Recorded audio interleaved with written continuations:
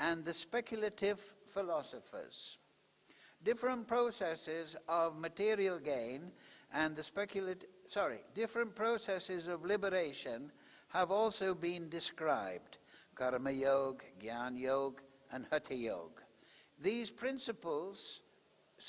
principles of these yoga systems have some bhakti added, but this verse particularly mentions pure bhakti-yoga without any mixture of jnana, karma, or hatha.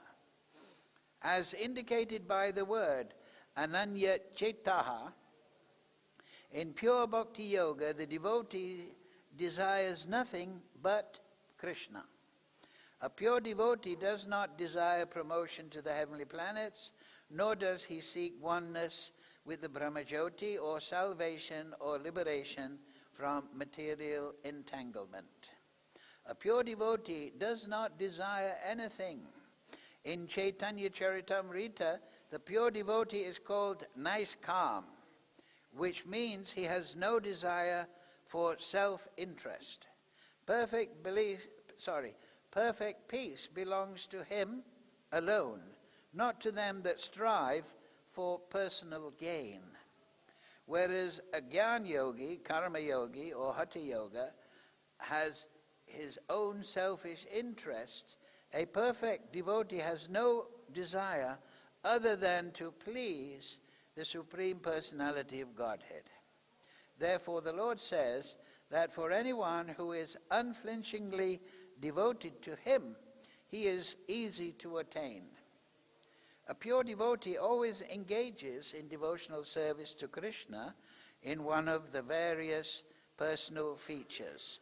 Kṛṣṇa has various plenary expansions and incarnations, such as Rama, Nrsimha, and a devotee can choose to fix his mind in loving service to any of these transcendental forms of the Supreme Lord.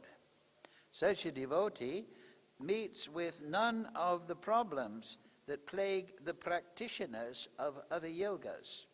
Bhakti-yoga is very simple and pure and easy to perform. One can begin simply by chanting Hare Krishna. The Lord is merciful to all, but as we have seen already explained, He is especially inclined towards those who always serve Him without deviation. The Lord helps such devotees in various ways. As stated in the Vedas, Katha Upanishad 1.2.23, Yam evaisya vrinute tena labbhas tasya atma vivrinute tanum swam. One who is fully surrendered and engaged in devotional service of the Supreme Lord can understand the Supreme Lord as He is.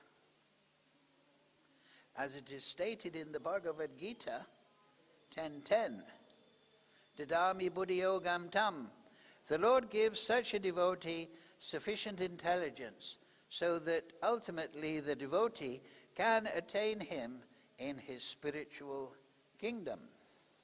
The special qualification of the pure devotee is that he is always thinking of Kṛṣṇa without deviation and without considering the time or place. There should be no impediments. He should be able to carry out his service anywhere and at any time. Some say that the devotee should remain in holy places like Vrindavan or some holy town where the Lord lived, but a pure devotee can live anywhere and create the atmosphere of Vrindavan by his devotional service. It was Sri Advaita Acharya who told Lord Chaitanya, "Wherever you are, O Lord, there is Vrindavan." As indicated by the word satatam and nityaśaḥ, which means always, regularly, or every day, a pure devotee constantly remembers Kṛṣṇa and meditates upon Him. These are qualifications of the pure devotees for whom the Lord is most easily attainable. Bhakti-yoga is the system that the Gita recommends above all others. Generally, the bhakti yogis are engaged in 5 different ways.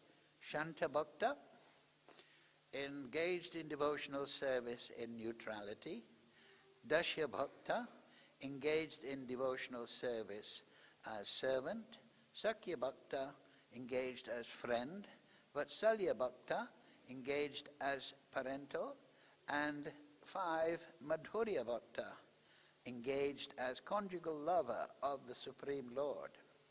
In any of these ways, the pure devotee is always constantly engaged in the transcendental loving service of the Supreme Lord and cannot forget the Supreme Lord. And so for him, the Lord is easily attained. A pure devotee cannot forget the Supreme Lord for a moment. And similarly, the Supreme Lord cannot forget his pure devotee for a moment. This is the great blessing of the Kṛṣṇa conscious process of chanting the Maha Mantra.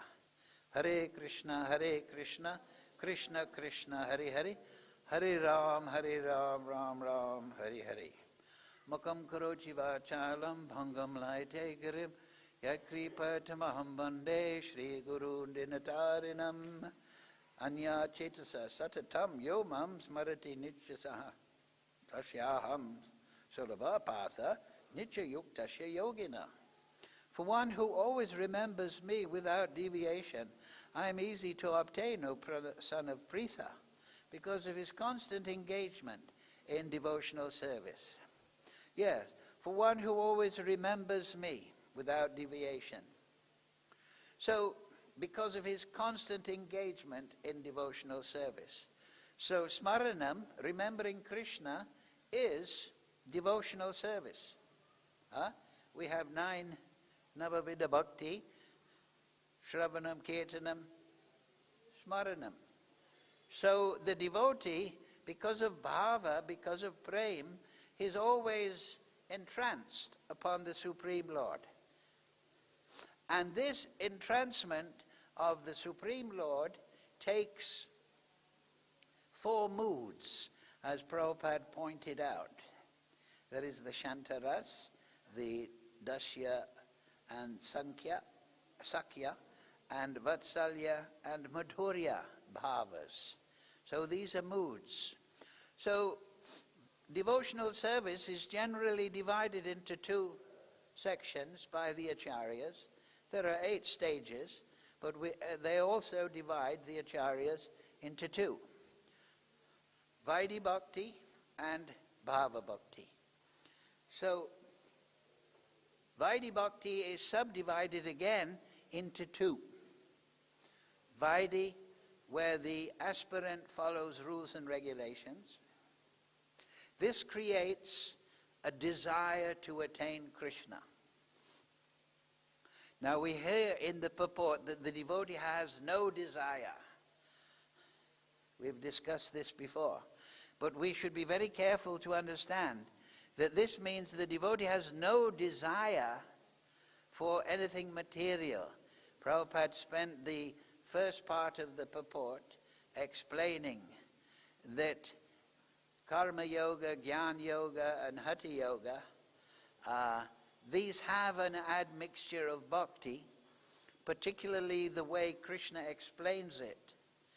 But the pure devotee, he has no desire for those categories. In karma-yoga, because the accent is on karma, activity, performing one's material duties, the accent can also be upon attaining in the next life some higher, better material position.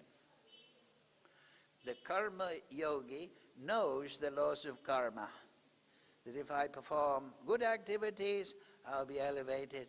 If I perform poor activities, I'll be degraded in my next life. So karma, there's different divisions of karma. Karma, that means to perform your duties.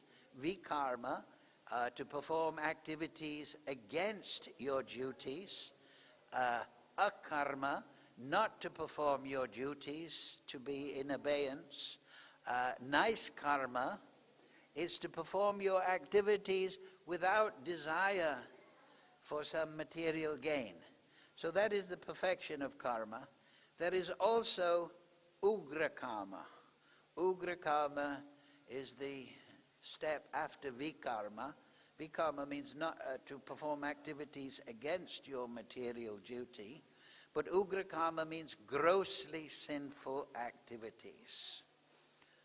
Violence, thieving, lying, this is ugra karma, destroying the environment, so on and so forth. These are grossly sinful.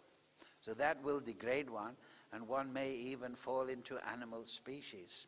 Karma-yogī, he is performing yoga. He is inquiring into the absolute truth. He wants knowledge. So he wants something. The tendency is, yes, I want to have knowledge. And there are many people that think, yes, knowledge is power, so on and so forth. If I gain knowledge, I'll be respected, and also I'll know things. So the accent can be on some personal attainment. Then haṭha-yoga, haṭha means hot, sun, moon. So haṭha-yoga or raj-yoga or astanga-yoga aims at meditation on the supersoul, if it is properly understood. But haṭha means to balance the currents within the body, the sun and the moon. And you know that, okay? Yama, niyama, asana, pranayam, pratyahara, jnāna, dharana, and samadhi. So the tendency in that is that the accent is on perfecting the mind and body and consciousness. And then I will become more blissful within this material world. I will gain health and fame. But that is not pure bhakti. After that, pure bhakti is, the desire is to please the Supreme Lord. And the purer the bhakti, the more prevalent that desire is. And in the purest devotees, they have no consideration. And that is exemplified in Lord Chaitanya, right? In the Shikshastakam. Asli Shiva Padaratam Panashto Mam, right? Oh Kṛṣṇa, I am yours, I am your devotee. Whether you embrace me or trample me or ignore me, still I am your devotee. I have no aspiration for any personal gratification. I want the chance to be dasa das anadas, right? Lord Chaitanya gave that sloka. Naham viproti narapatiyo naipi vaishya naham sudha. I'm nothing to do with varnashram. What am I? Gopi bhata kamalayo dasa das anudas. I just want to be the servant of your devotees. So this is the aspiration of the pure bhakta. And there are so many songs, and they are categorized as siddha vilas, hankering for this particular perfection. I want that perfection. I want that perfection where I only desire the satisfaction of my beloved Kṛṣṇa. So this is the pure state. And of course this is exemplified in Srimati Radharani. She is the greatest servant. She is the most intense devotee of the Supreme Lord. And everything she does is in the service of Kṛṣṇa. So therefore all the devotees, particularly in Vrindavan, they always chant, Radhe Radhe, Jai Radhe, Vrindavanishwari. Right? Because she is the Vrindavanishwari. She is the queen of Vrindavan. Vrindavan means the forest of devotion. So the devotees want to live in the forest of devotion. They want to live in the ocean of bhakti rasamrita sindhu. That's what they want to do. They want to be in this position where they are serving Kṛṣṇa. So that is the highest perfection. That, as Purport explains, and it is taking 5 moods, as Purport explained.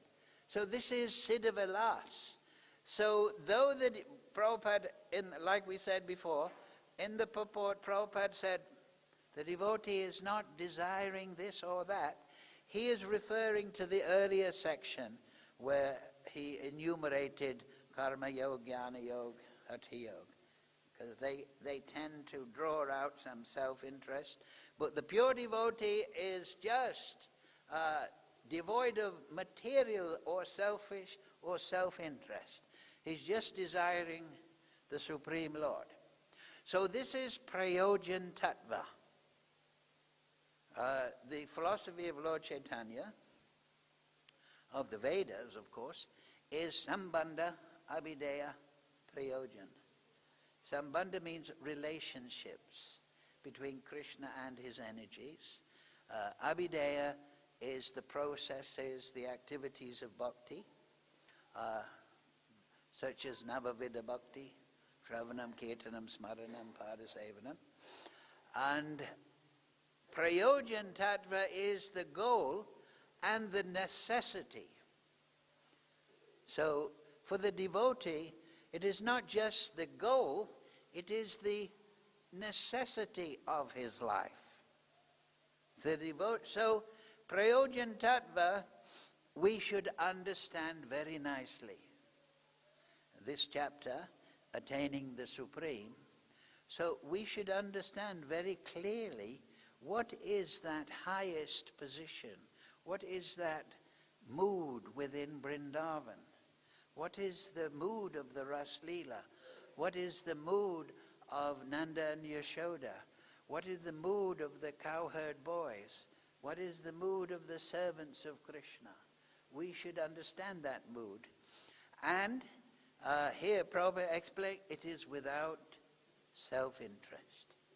But it is very much with the desire to be a part of the Leela of Kṛṣṇa and to fulfill Kṛṣṇa's desires. At the beginning of Caitanya-caritāmṛta, the first chapter, Kṛṣṇadas Kaviraj gives a very wonderful explanation. He explains that the absolute truth is one. Radha and Kṛṣṇa are one. Kṛṣṇa is Hari and Swarup Shakti Radharani. Hari actually refers to Radha Kṛṣṇa. So Kṛṣṇa and Radha are one. The energy and the energetic. So just we can understand that, just like in the day, we still have sunlight in the winter. There is the sun, and then there is the energy of the sun, which is the sunlight. So that is one, you can say, oh, the sun is in my room. It means the sunlight is in your room. Of course, the sun is not in your room, but the sunlight is in your room. So they are one. This is a material example, but Radha and Kṛṣṇa are one. The energy and the Supreme Lord are, Radha and Kṛṣṇa are one. But Kṛṣṇadas Kaviraj explains that to enjoy the bliss of pastimes, they have separated themselves eternally. So there's the purpose of creation. Kṛṣṇa is, everything is contained within Kṛṣṇa. He is the Parampurusha. He is the source of everything. All enjoyment is within him. He is the reservoir of beauty, the reservoir of Shakti. He's the reservoir of renunciation. He's the reservoir of knowledge, of opulence. He is Atmaram. However, to enjoy and to stimulate that opulence within, Bhagavan means the possessor of opulence, he divides himself into Shakti and Shaktiman, and he enjoys this interaction, and it stimulates. Just like you may be a great musician, for example, material example, you may be a great singer, a great musician, you're very accomplished, you have a very perfect ear, you can hear everything in tune, you know rhythm, everything. But do you want to sit at home? No. You want to get the instrument out and you want to express yourself through the musical instrument. Then you develop your talent even more. So yes, the absolute truth is unlimited, but the absolute truth is expanding through Leela. Of course, we may term that in terms of material expansion. Just like I have one house and I'm expanding to 2 houses, to 3 houses. But actually, that is a material understanding of expansion. There is no, here in the material world, the dimensional factor, space, is fixed. But in the spiritual world, space is a servant. Here, in the material world, space and time dominate our life. We are fixed in one place, we are fixed in one time, and we are transmigrating through time and space in this way. So we have a limited conception that we are subordinate to space and time. But nothing, Kṛṣṇa rather, and Radha, they are not subordinate to anything. They are the source of space and time in the material world, and particularly in the spiritual Goloka environment, space and time is the servant of Leela. So when we hear that Kṛṣṇa is expanding his glories, we should understand that with spiritual senses, with spiritual realization. Again, this is prayojan tattva. We should understand, and we should contemplate. And this is what the great rishis and the great devotees are doing. They're contemplating prayojan tattva. This verse is about attaining Kṛṣṇa through smaranam, through meditating upon his transcendental quality. As it is said, janma karma tame divyam, that Kṛṣṇa's divyam, his leela, his appearance, his activities, they're all transcendental. And in earlier verses, I'm sure you remember, please look it up tonight, you will see that it's always that the Supreme Lord is divyam. He is beyond the modes. And that this spiritual existence is of a superior quality. It is not the bound material quality. In this material world, like I say, we're bound by time and space. We may write books, oh, that I want to travel in time. We invented a time machine, and we're going past and we're going into the future. But this is just a fantasy. Actually, we are fixed in time and space. We are fixed here, we're not in another place, we're not in another time. But in the spiritual world, if Kṛṣṇa wants to go in one step from Vrindavan to Radhakund, he can do that. But if he wants to go from Vrindavan to Radhakund and enjoy that journey in, let us say, an extended experience, he can do that too. In the material world, in this room, we could fit perhaps 1,000 people if we packed them in. But in the spiritual world, everyone, we could not fit more, that's the point. But in the spiritual world, everyone can sit next to Kṛṣṇa. Now consider that when the cowherd boys, and this is in the Shastra, they sit and they're having their lunch with Kṛṣṇa, everyone sees Kṛṣṇa as being next to him. Everyone thinks that, oh, I'm dear to Kṛṣṇa. Everyone is close to Kṛṣṇa, even though there are practically unlimited spiritual souls. Similarly, we hear in the Shastra that in the Ras Leela, Kṛṣṇa, the gopis, Radha, they were enjoying the Ras Leela. So in earth time it was at night. But it was extended by the desire of Kṛṣṇa, the potency of Kṛṣṇa, to the length of one day of Brahma. But within the one night in this calendar, material calendar. So this is prayojan-tattva. Through studying Bhagavatam, through hearing from devotees, from reading the writing of the Goswamis, we get a vision of the spiritual world.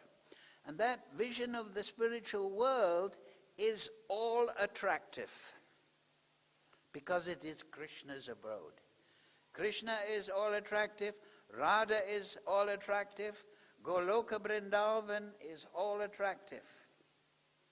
So the purpose of sadhana bhakti is to go from vaidhi to rag. To rag. Rag means attraction.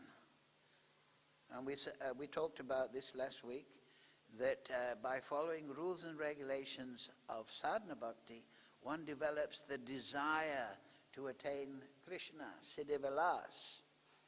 So this desire to attain Kṛṣṇa, we should develop more strongly by understanding prayojan-tattva, what that abode is. And then, once we have more and more realization of Kṛṣṇa, then the more, as it is stated in this, ananya-cetāḥ, the more the consciousness flows towards Kṛṣṇa. Because we are pleasure-seeking. Kṛṣṇa is pleasure-seeking. He expanded himself into Radha and Kṛṣṇa to enjoy, it says in the Shastra, to enjoy the bliss of pastimes. We have the same propensity to enjoy bliss. When we want to enjoy, we want to meet our friends, we want to discuss, we want to dance, we want to play music. We don't want to sit alone. This is impersonalist idea. Let me find a cave and escape from the material variety. No, the bhaktas, they want to go to Kṛṣṇa's Leela and be part of that Leela. So that is attraction. That is attraction. So vaidhi leads to attraction. Rag bhakti. So here Prabhupada explains 5 different forms of attraction. Because generally people think, oh yes, Kṛṣṇa is all attractive, and I'm becoming attracted to Kṛṣṇa. At the beginning of Jaiva Dharma, Bhaktivinoda Thakur, he explains that there is one guru and he has 2 disciples, and he sends them to do Vaidhi Bhakti, and then they come back after bathing in the Ganga daily, after Tulsi Puja daily, after chanting mantra daily, they come back. And then the guru asks, well, I can see you're doing very well, following everything nicely. So what is the form of your attraction? This is why everyone should read Jaiva Dharma, Bhaktivinoda Thakur.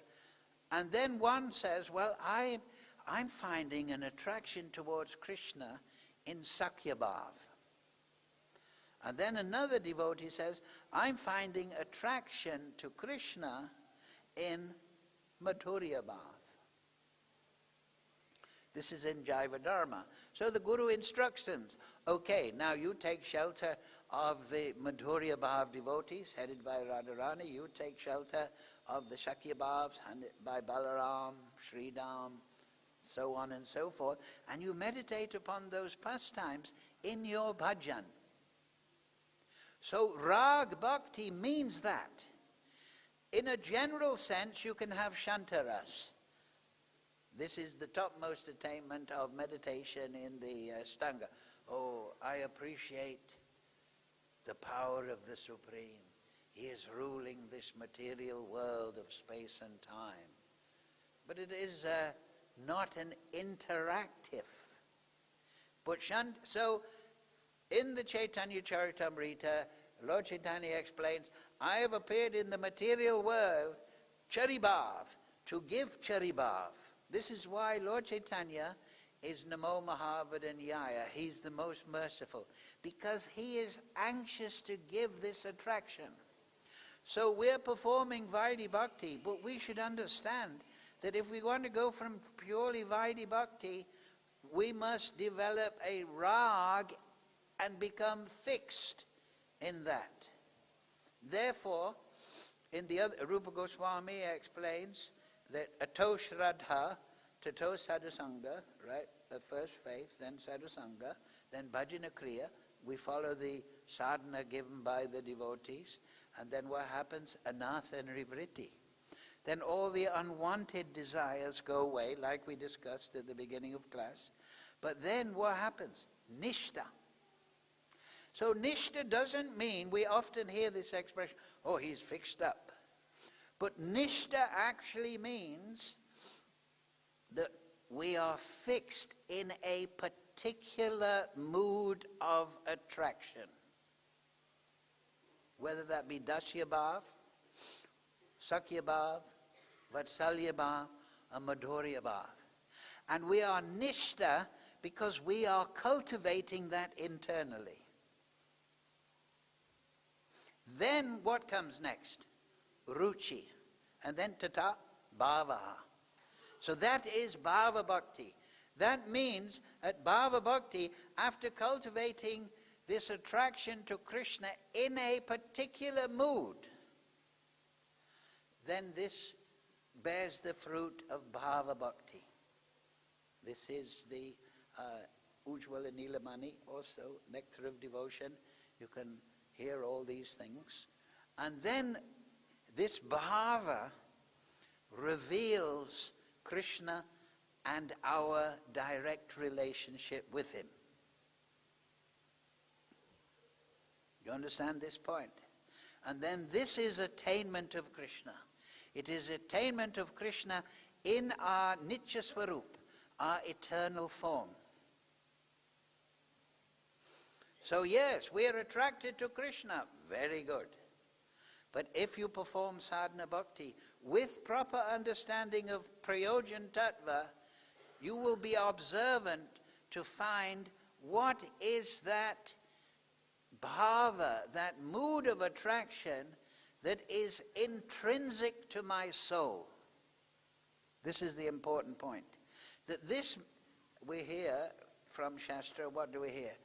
Nitya siddha Kṛṣṇa prem sadhakabanai shravanadi sudachitte kiride udai. So the swarup, jivara swarupoi nitya Kṛṣṇa das. So the living entity, he has swarup, and it is servant of Kṛṣṇa. But his swarup is natural to him. Some devotees, this is in the Leela, the nephew of Jiva Goswami and so on, that the swarup is fixed. It is natural to the soul. Many souls are in Sakyabhav. You can find this in the BG-8.14, Gopakumar. He is traveling in the universe. It is an illustrative story, but he's always in the mood of Gopa Kumar. He's a Gopa. And he wants to attain Vrindavan in his Gopa form, because that is his natural condition. So we all have swarup within. We don't have to think, where will it come from? Will it come from outside? This material body has come from outside the soul. It is the dress that we've inherited because of our karma and desires. But the swarup is inbuilt to the soul. So when we perform sadhana bhakti, Vaidhi bhakti, we should be attentive to the awakening of a particular mood.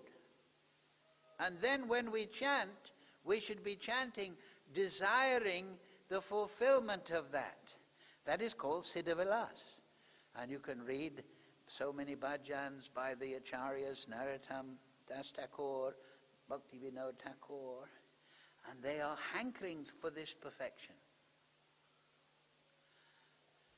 So then that bhava turns to prem. Then raga turns to rati. Rati means attachment. You may be attracted, oh, I'm attracted, but now I'm attached. And when we're attached, we can't go any other way. Ananya-cetāḥ. This is what Kṛṣṇa is talking about. That the mind is going constantly towards Kṛṣṇa. And in this mood of attraction, he's feeling the spiritual world. And he's realizing his relationship with Kṛṣṇa.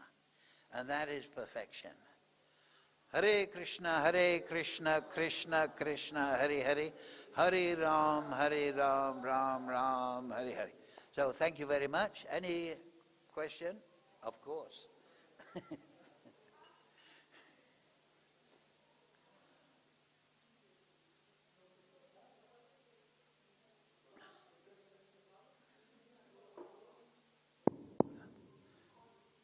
So these points are very important. We must cultivate not just rules and regulations, but we must develop a certain rag, a certain bhava, rati, towards Kṛṣṇa. Then we enter the spiritual world. Okay, go ahead. Hare Krishna Maharaj, thank you so much for your Thank you very much for your wonderful lecture. Maharaj, Prabhuji, I just wanted to ask we are in what mood we should serve Kṛṣṇa, because we don't know what is our nature. That's what I explained in the class. We don't know, so we perform Vaidhi Bhakti with that desire. Okay. Within the format of Vaidhi Bhakti, at the beginning, we should be desiring what is that mood. Okay. You understand? Vaidhi Bhakti means to discipline the material, 4 regulative principles, Mangalarti, chanting, only taking prasad, doing parikram, following Ekadashi, studying, learning Siddhanta. What is the purpose within our heart of all these activities? So that we can awaken our Swarup. And that Swarup has a particular mood of attraction. And this is easy to understand. In the material world, why does somebody have one soul have a dog body and another soul has a devata body, another soul has a rakshasa body? Because that is the mood of their consciousness. So the devotee wants to awaken one of those moods that is intrinsic to himself. And Okay? Prabhuji, you said about Raganuga Bhakti. What is this? Huh? Raganuga Bhakti. What is it actually? Can you just explain the meaning of Raganuga Bhakti? It's not clear. I can't. Raganuga Bhakti. What do you mean by Raganuga? Raganuga. Yeah. Well, that is Rag Bhakti. But Anuga means to follow.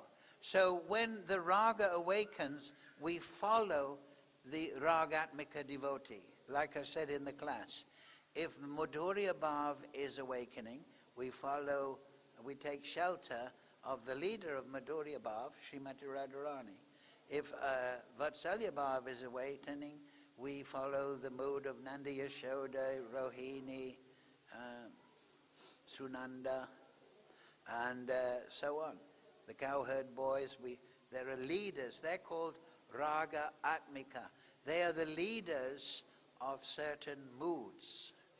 So then we should, we can study generally, but we should study their activities. We should contemplate them. Do you understand? Okay, one question, yes? So that's raganuga. It means to follow the mood, the attraction of the leaders of those ragas. Clear? We take shelter. Hare Krishna Prabhuji. Would you mind explaining what's the Vatsalya Bhav? Yeah. And don't disturb me.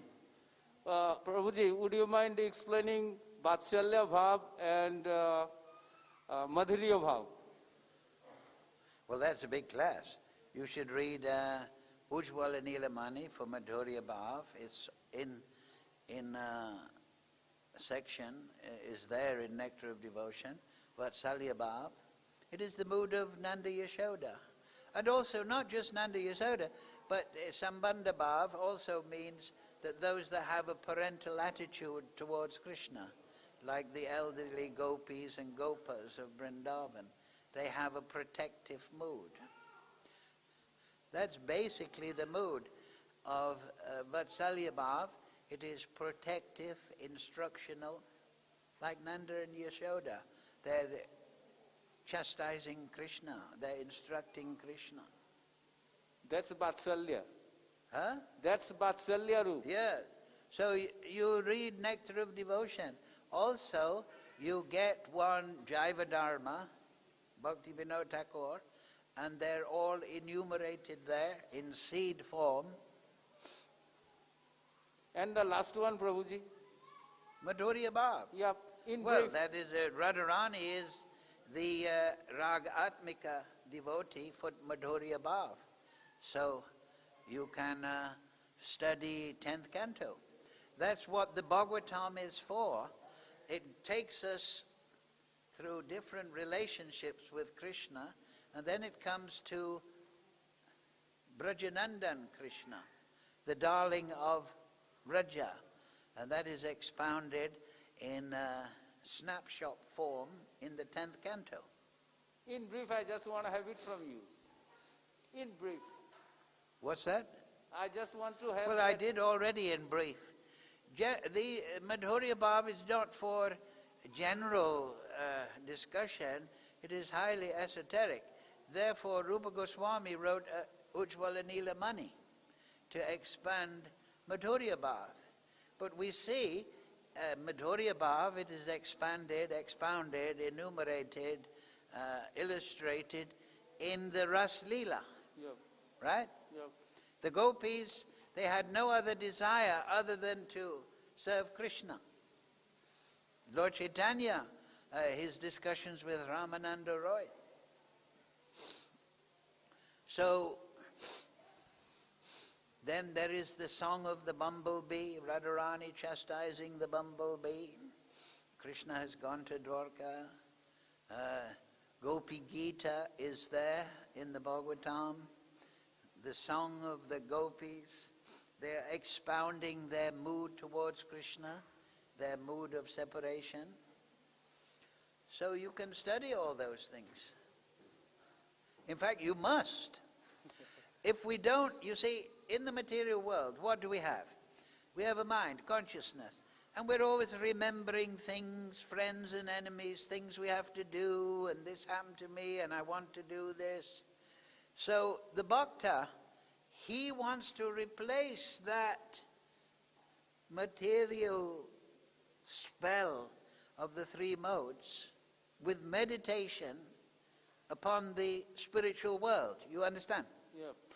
Therefore, the Shastra is there, and the commentary of the Rupa Raghunatha Pade, we follow Rupa Raghunath, we follow 6 Goswamis, Satsandarbhas are there. If you want to really be intellectual, you can study Govinda Lilamrita, Lalita Madhava, you can study Sanat Kumar Samhita, Krishna Bhavanamrita. Prabhupada mentions that in Krishna book.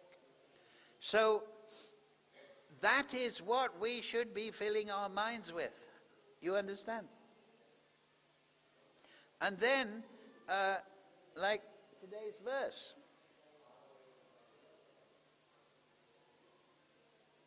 one who always remembers me without deviation. You understand? Yep.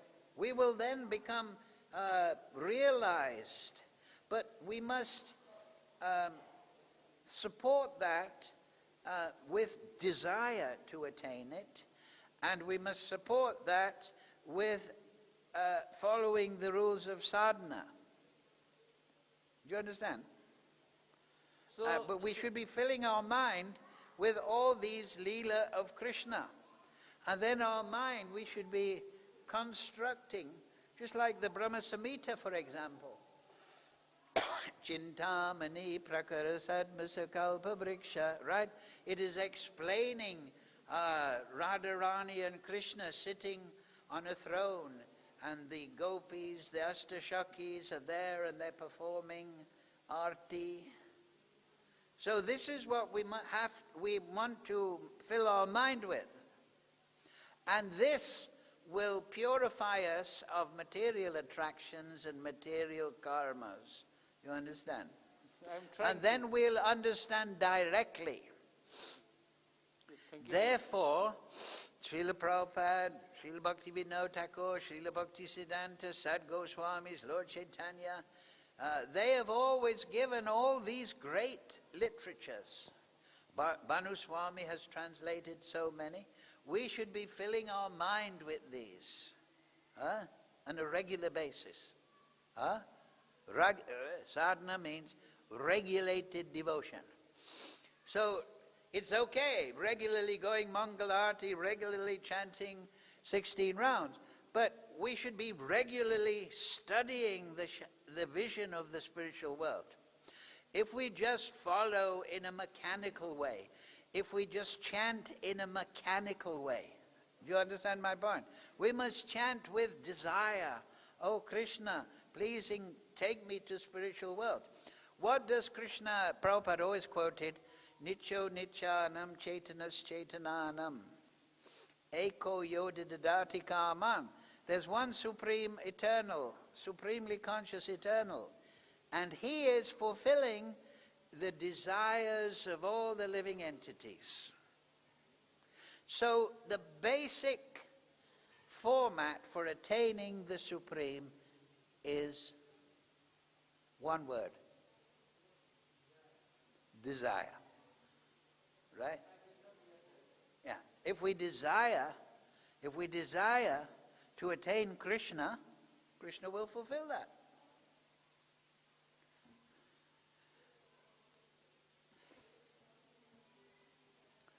You understand? Well, we all have desire, right? That's the difference between this and the spirit soul. The spirit soul desires. The material energy, unconscious, does not desire. Our nature is desire. So we should desire siddha-vilas, right? Perfection. Then everything will come by grace of Kṛṣṇa, by grace of Lord Chaitanya, by grace of Guru, by grace of Acharya, by grace of Shastra. Everything on the basis of what you want. Kṛṣṇa is a desire tree. If you want to stay in the material world, you can. You know, I'm not saying this is your condition, but if you want to be a bank robber, Kṛṣṇa will give you intelligence how to be a bank robber. You understand? You know, if you want to be a musician, if you want to learn sitar, you have this burning desire, then you will see, you'll buy a sitar, you'll find a sitar teacher, and you'll practice. So everything is desire. 15th chapter of the Gita, everything is floating on the lake of desire. So when we understand this, then we can be proactive. You understand? Oh, I want this. And we cultivate this desire. Naham vipoti narapati, and I don't want to, I have nothing to do with this material. What am I? Gopibhata kamalayo dasada sanada. This is my desire. Lord Chaitanya, great acharyas, please fulfill my desire. You see? So that's the central thing. But we should also study the Shastra, associate with devotees, regularly perform these activities. Okay, thank you all very much. Srimad Bhagavad Gita, Srila Prabhupada,